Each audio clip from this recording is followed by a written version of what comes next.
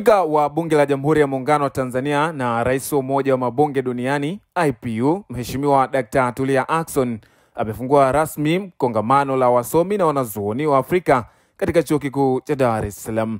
Akizungumza mara baada ya ufunguzi, Mheshimiwa Spika amesema wanataaluma kutoka Afrika watapata nafasi ya kujadili kuhusu uhuru wao, walikotoka na walipo kwa hivi sasa.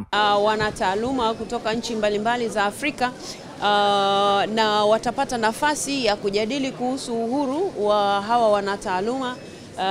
Na kwa kweli wako wengi kutoka nchi mbalimbali, mpaka sasa wameshafika kutoka nchi 24, na moja wapo ya mambo ambayo wanataraji kuyajadili hapa ni ule uhuru wao, huko walikotoka na huko wanakokwenda na sasa tuko wapi.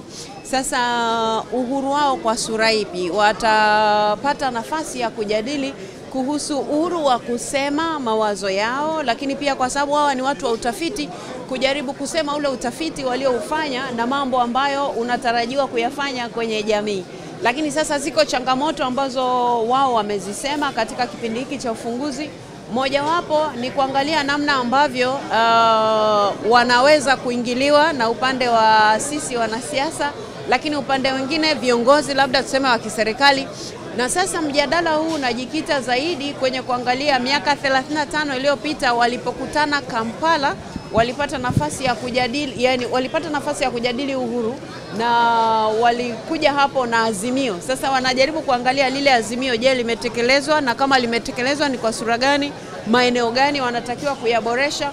Sasa mojawapo ya mambo ambayo waliyasema kwenye azimio lile ni hiyo ya kwamba uhuru wa wanataaluma usiwe unaingiliwa na serikali na watu wa kisiasa, ama hata wao kwa wao waweze kufanya kazi kwa uhuru. Sasa uhuru sasa hivi hata wao wanakiri umevuka mipaka tu ya kufikiri na kusema, lakini kujaribu kuona kwamba ule uhuru wanautumia kuleta mchango chanya kwenye jamii.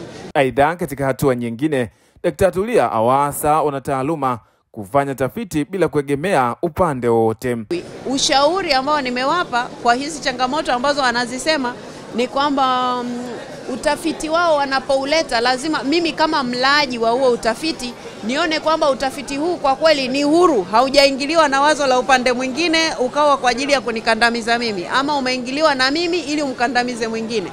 Huo ndio uhuru wenyewe. Lakini ikiwa inatokea kwamba mwanataaluma anatoa labda tuseme makala fulani, alafu inaonekana kabisa ameegamia upande, yani sioni yeye wazo lake liko wapi kwenye hapo ndio changamoto inapokuja. Lakini sasa mimi nimewashauri kwamba wao wasiwe wanatazama mtu alafu anaanza kushughulika na huyo mtu, atazame mfumo ulivyo, alafu auzungumzie huo mfumo, kisha huo mfumo utajua kwamba mahali gani wameingilia uhuru wa hawa wanataaluma, mahali gani hawajaingilia uhuru.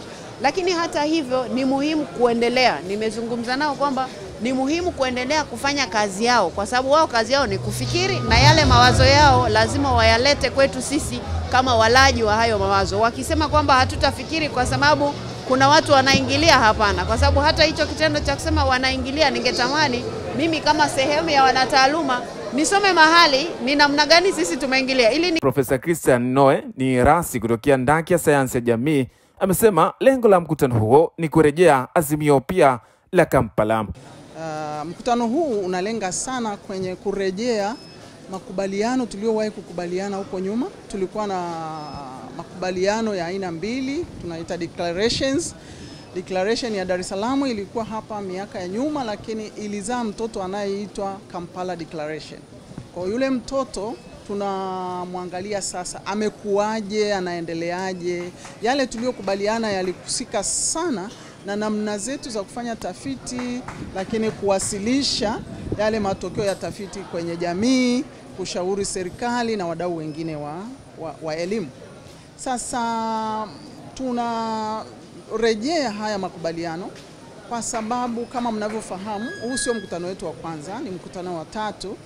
Tumekuwa tukiona kwa muda sasa kama vile taaluma na wanataaluma sauti zimepotea, na pia jamii imeona kwamba kuna umbwe, kwamba wanataaluma hawapo tena, sauti za wanataaluma zimepotea kidogo, hazipo tena, jamii haisikii.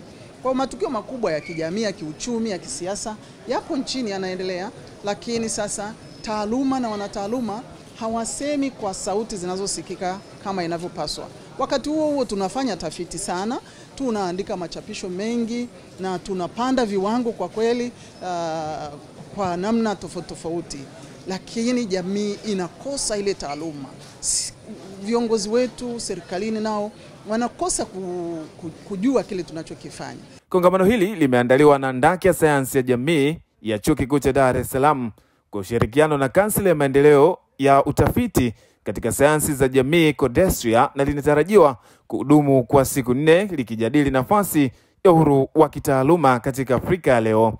Nikiripoti kutoka Dar es Salaam, Ibrahim Mgaza, Mlimani TV, elimu kwanza.